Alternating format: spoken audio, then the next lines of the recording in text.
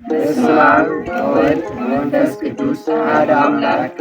ከም ዝፍለጥ ቤት ትምህርቲ ሰንበትና እንዳ ኣቡነ ኣረጋዊ ቤት ትምህርቲ ሰንበት ንሰለስተ ዓመታት ካብ ህፃናት ክሳብ ዓበይቲ ዝተፈላለዩ መንፈሳዊ ኣገልግሎታትን ትምህርትታትን እናሃበት ፀኒሓ እያ።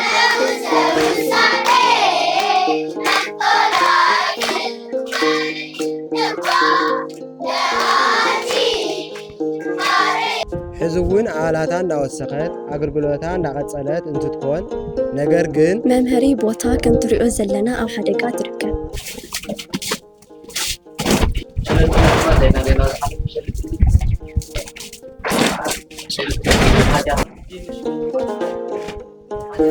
ሽመይ መንፈሳዊት ሃና ኣረጋዊ ይበሃል። ኣብ ደብረ ኣቡነ ኣረጋዊ ተምሃሪት ቤት ትምህርቲ ሰንበት እየ።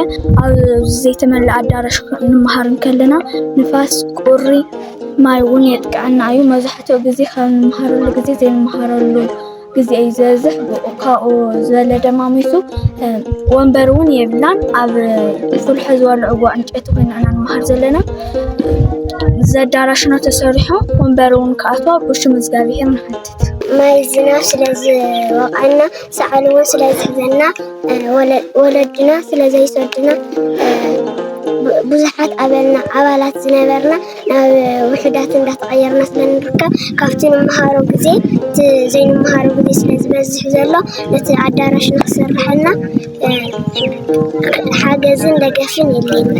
ስለዚ ድማ መምህር ዝኸውን ኣዳራሽ ንምስራሕ ኩላና ህዝበ ክርስቲያን ሰንበት ትምህርቲ ቤትና ክንሕግዝን ነቲ ዝመፅእ ዘለዎ ክረምቲ ሓደጋ እውን ንክንዕቀባን ሽም እግዚኣብሔር ብትሕትና